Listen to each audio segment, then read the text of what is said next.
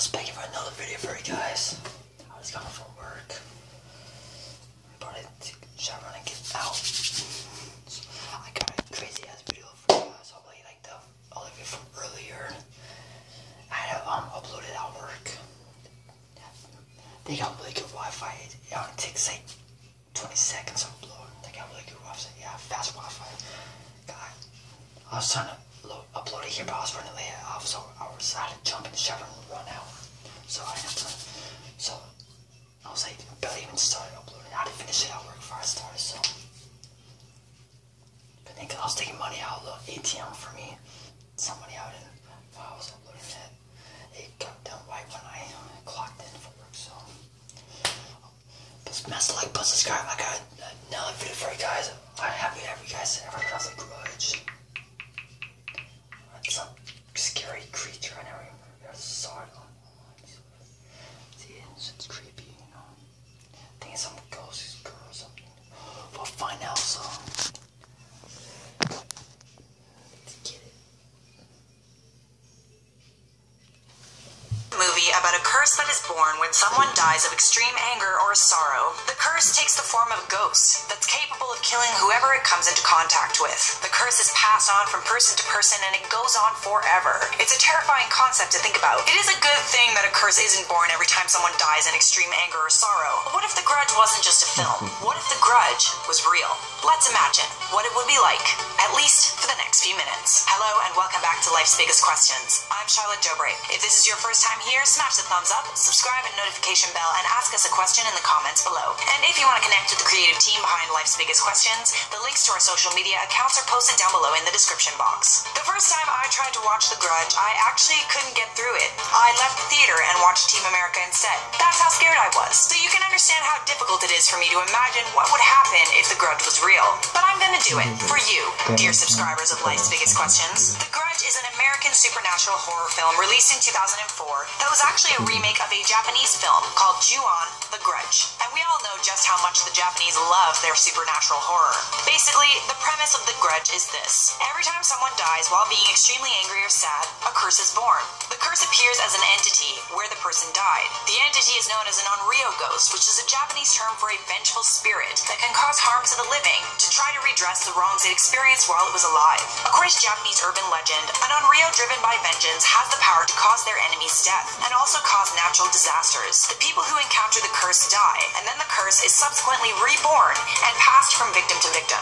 Hence the name of the film, The Grudge. First things first, if The Grudge was real, it would mean that every time anyone was murdered, a curse would be born. Unless the person who was murdered died without being angry or sad, but I would imagine that being murdered is a pretty traumatizing experience. Being murdered by a lover would definitely cause anger or even extreme sadness, even if the victim only felt those emotions for a short period of time before they died. But if The Grudge was real, it would give victims of murder a chance at revenge. The story of The Grudge dictates that the curse will appear as an entity wherever that person died. As we know, murderers often return to the scene of the crime that they committed. It would mean that all victims of murders would have a chance to kill their murderers. If The Grudge was real, it could mean that people would be far less likely to commit murders in the first place. Knowing that it's possible that the person who you killed could inevitably come back as a vengeful spirit that could then kill you would make a lot of people less likely to commit murder, I feel like. I mean, it's not rocket science. You commit first-degree murder because you want to get rid of someone. The idea of your victim coming back for revenge is just not on the table. I mean, you could technically avoid the curse as long as you stayed away from the place where you committed the murder,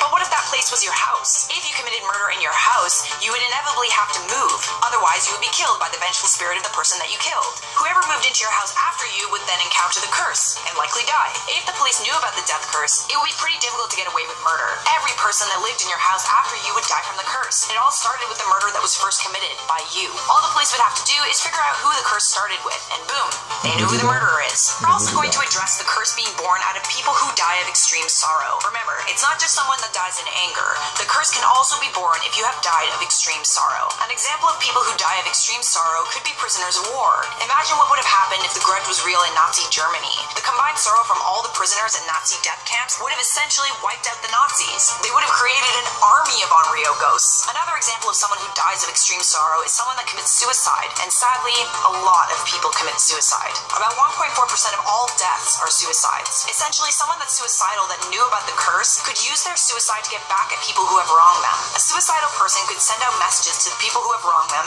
asking them to visit and kill themselves so that the curse is born, and then when they are visited by someone, for example, an ex-lover, the curse would then kill that person, and nothing would happen to you because, you know, you're dead. To top things off, according to scientists, you really can die of a broken heart. According to a study at Harvard Medical School, if someone significant in your life dies, your risk of heart attack increases to 21 times higher within the first day, and within the first week, 6 times higher. It's the combination of stress, a lack of sleep, and forgetting to take medication that puts people who are mourning at risk. So the point that I'm trying to make is, essentially, if the grudge was real, we would all be pretty much screwed. I know we say that a lot on this channel, but it's true.